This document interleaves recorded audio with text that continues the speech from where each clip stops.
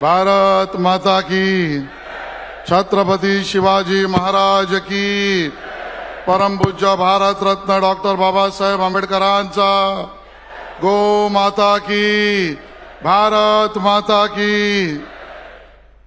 मंचावर उपस्थित आपले मुख्यमंत्री माननीय देवेंद्र फडणवीस जी, आता ज्यांना आपण ऐकलं असे आपले अध्यक्ष माननीय चंद्रशेखर बावनकुळे जी, राष्ट्रीय सहसंघटन मंत्री शिवप्रकाश जी, आपले राष्ट्रीय महामंत्री विनोद तावडे जी, केंद्रीय मंत्री पीयूष गोयल जी, आपले कार्यकारी अध्यक्ष रवींद्र चव्हाण जी, राष्ट्रीय सचिव पंकजाताई मुंडे आणि सर्व मंचावरील नेत्यांची क्षमा मागून मला मर्यादित वेळ दिला असल्यामुळे मंचावरील सर्वच मान्यवर आणि उपस्थित कार्यकर्ता बंधू भगिनी आणि मातांनो, खरं तर एक जोरदार असं भाषण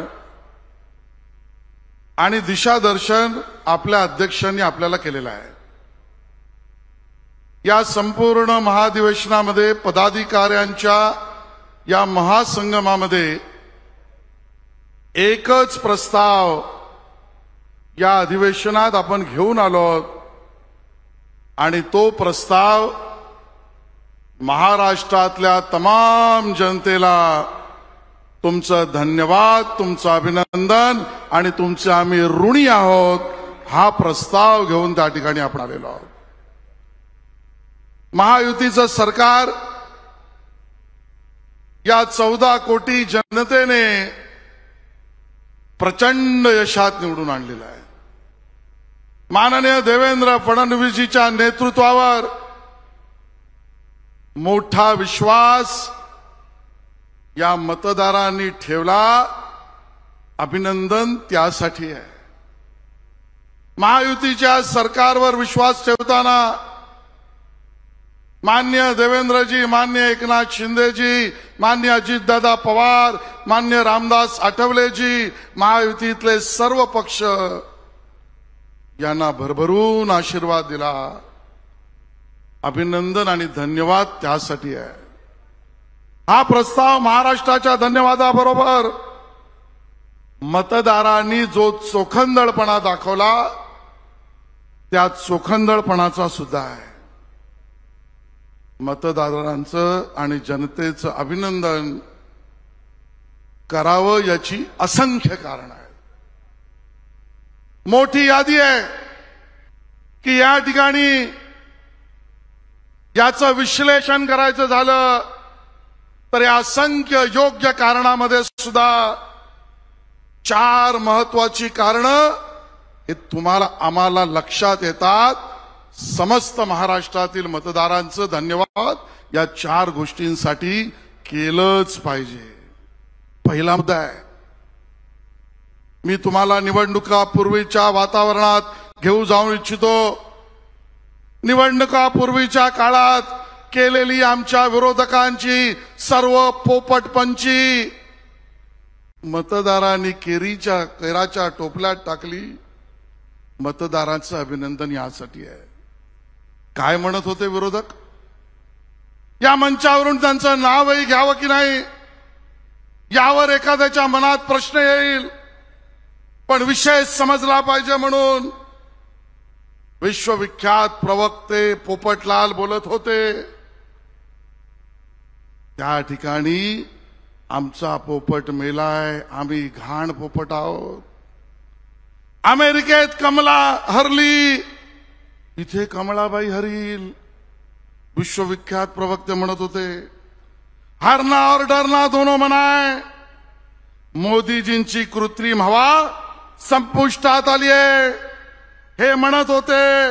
देश चाहता है हम महाराष्ट्र विकास आघाडी सेंचुरी करेंगे।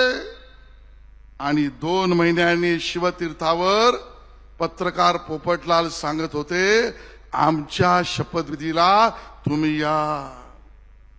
मतदारांनी केराची टोपली दाखवली, अभिनंदन मतदारांचं त्यासाठी आहे। सन्माननीय उद्धवजी ठाकरे म्हणत होते, महाराष्ट्र मोदी आणि शहा गुलामीत टाकू बघत आहेत। उद्धवजी सांगत होते, वातावरण निर्माण करत होते, अब की बार भाजपा तडीपार, अब की बार भाजपा तडीपार आणि महाराष्ट्रद्रोही रावणाचे दहन करा, ही वल्गना उद्धवजी करत होते। कार्यकर्ता म्हणून मी 31 जुलैचं त्यांचं भाषण विसरू शकत नाही। तुमच्याही ते लक्षात असेल, त्याची कॉपी मीही आणलीये। उद्धवजी म्हणाले, देवेंद्रजी एकतर तू राहशील नाहीतर मी राहीन।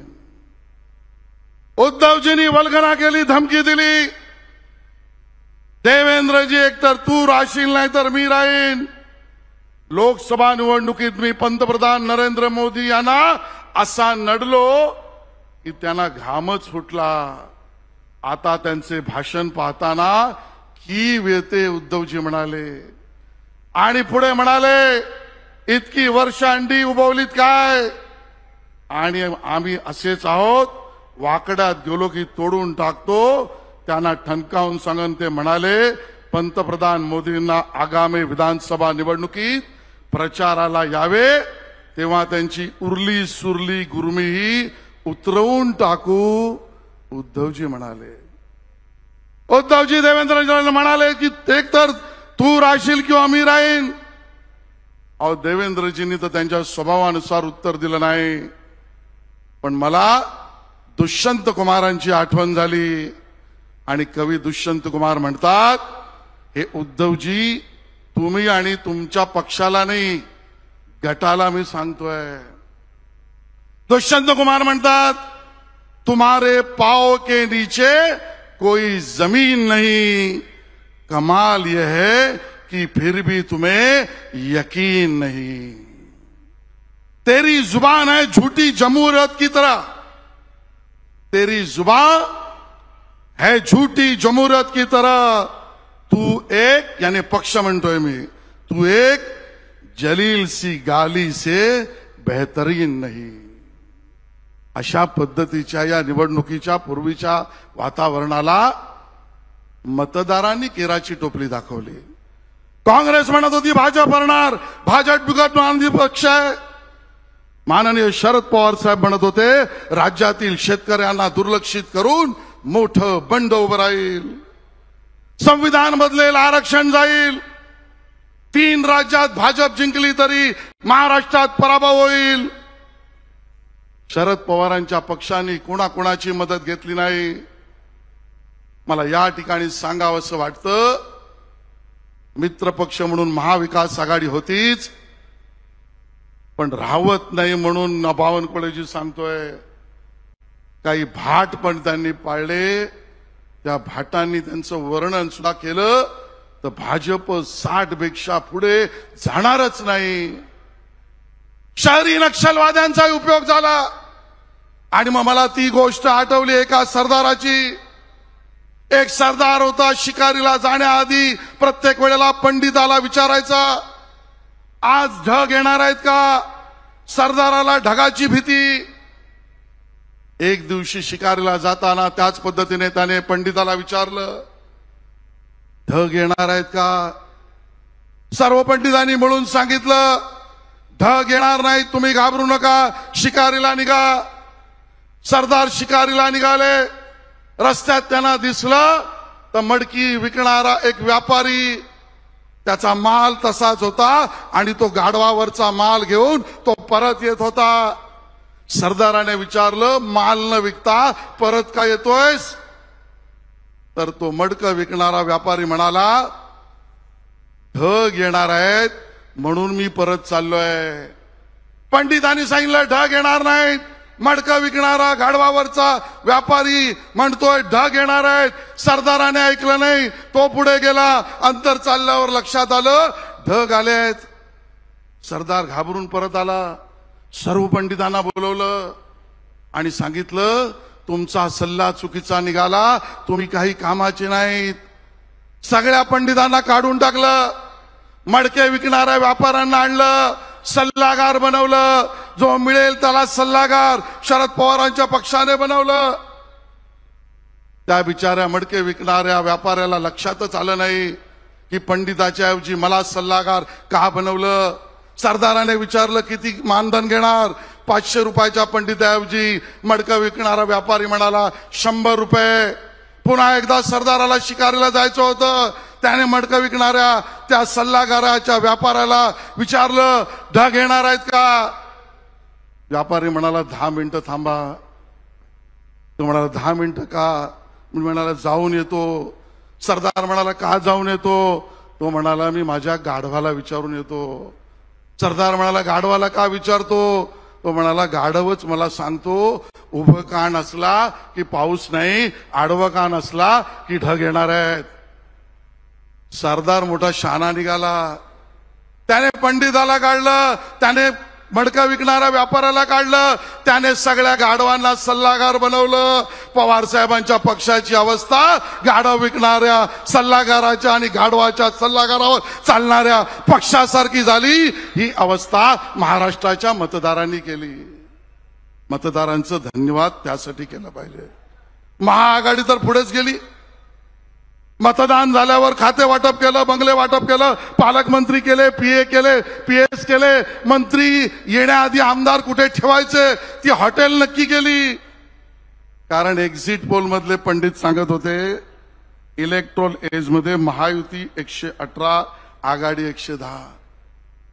या सगळ्याला चुकीचं ठरवण्याचं काम या मतदारांनी केलं. अभिनंदन त्यासाठी आहे. महायुतीला 237 जागा दिल्या आणि ज्याचा उल्लेख बावनकुळे साहेबांनी केला. 149 जागा लढवून 132 जागा कमळावर निवडून आणून 88% स्ट्राईक देणारा नेता कोण. आपला देवा भाऊ. हे अख्ख्या महाराष्ट्राने बघितलं. 88% स्ट्राईक रेट दिला. शिवसेनेला 27, राष्ट्रवादी अजित पवारांना 41, महाआघाडी मिळून सगळे 46. एकट्या शिंदेजींच्या जागांपेक्षाही कमी झाले. हे मतदान झालं. आणि म्हणून पहिला मुद्दा मतदारांनी यांना जागा दाखवली. दुसरा मुद्दा अभिनंदन धन्यवाद यासाठी आहे की आपला विजय हा सर्वव्यापी सर्वस्पर्शी संपूर्ण महाराष्ट्राचा आहे. कोकणात आणि मुंबईत महायुती हरणार हे सांगत होते. मराठवाड्यात महायुतीचा सुपडा साफ होणार यांच्या वल्गना होत्या. पश्चिम महाराष्ट्रात तर भाजप टिकणार नाही यांच्या घोषणा होत्या. भाजप 60 पेक्षा वर जाणार नाही यांचं भविष्य त्यांनी सांगितलं होतं. प्रत्यक्षात काय झालं. कोकणात वाटा आघाडीचा सुपडा साफ. नागपुरात 4 जागा वाढल्या. मराठवाड्यात 40 जागा जिंकल्या. अनुसूचित जाती जमातीच्याही गेल्या वेळेपेक्षा आम्ही जास्त जागा जिंकल्या. आम्ही 10 जागा जिंकल्या. आणि कोकण, मुंबई, पश्चिम महाराष्ट्र, विदर्भ, खानदेश संपूर्ण महाराष्ट्रात मतदारांनी विजय दिला. धन्यवाद आणि अभिनंदन मतदारांचं यासाठी आहे. तिसरा मुद्दा आहे या मतदारांनी कितीही आमिष दाखवली तरी लबाडांना ओळखलं. लबाड कोण आहेत हे मतदारांनी बरोबर ओळखलं. त्यांच्यावर विश्वास ठेवला नाही. लाडकी बहिणी 3000 रुपये देऊ सांगितलं, मतदारांनी विश्वास ठेवला नाही. संविधान बदलणार असं सांगितलं, मतदारांनी विश्वास ठेवला नाही. आदिवासींना आमिष दाखवली. राहुल गांधी स्वतः आले, मतदारांनी भरोसा ठेवला नाही. 25 लाखाचा आरोग्य विमा देऊ सांगितलं, मतदारांनी भरोसा ठेवला नाही. जातीनिहाय जनगणना करू सांगितली, मतदारांनी भरोसा ठेवला नाही. आरक्षणाची मर्यादा वाढवू सांगितलं, मतदारांनी भरोसा ठेवला नाही. युवकांना 4000 रुपये देऊ, मतदारांनी भरोसा ठेवला नाही. शहरी नक्षलवाद्यांची फौज उतरवली, जनतेने भरोसा ठेवला नाही. आणि म्हणून सर्वव्यापी सर्वस्पर्शी यश हे मायबाप जनतेने दिलं. त्यांचं धन्यवाद आणि अभिनंदन यासाठी आहे. आणि शेवटचा महत्वाचा मुद्दा आपल्या नेतृत्वावर भरोसा सर्व पद्धतीने महाराष्ट्रातल्या जनतेने दाखवला।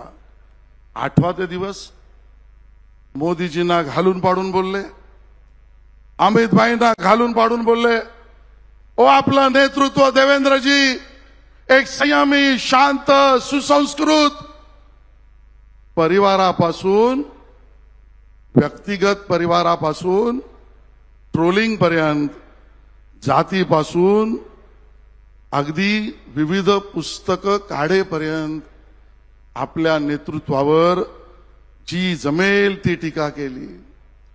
देवेंद्रजी एक व्यक्ती नाहीत, देवेंद्रजी एक शक्ती आहे।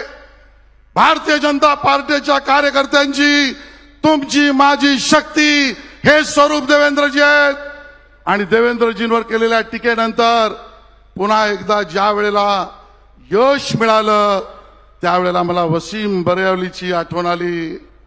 देवेंद्रजीच्या स्वभावाचं वर्णन यापेक्षा वेगळं होऊच शकत नाही।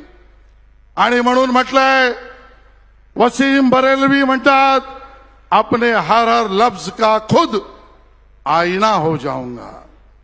मी जे बोलतो ते करतोय सांगण्यासाठी मान्य नितीनजी आले, जोरदार टाळ्यांनी त्यांचं आपण स्वागत करूया। मान्य नितीन गडकरीजी यांचं।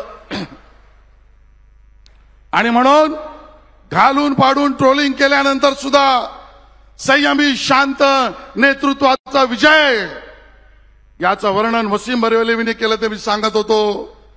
अपने अपने हर लफ्ज का खुद आईना हो जाऊंगा, उसको छोटा कह के मैं कैसे बड़ा हो जाऊंगा। तुम गिराने में लगे थे, तुम गिराने में लगे थे, तुमने सोचा ही नहीं मैं गिरा तो भी मसल बनकर खड़ा हो जाऊंगा। मुझे चलने दो अकेला, मुझे चलने दो अकेला, है मेरा यह सफर, रास्ता कोई रोके तो काफिला हो जाऊंगा, काफिला हो जाऊंगा। या पद्धतीने आपलं नेतृत्व काम करत होतं। आणि त्यामुळे हे यश जनतेचं आहे, हे यश मतदारांचं आहे, हे यश महाराष्ट्राचं आहे।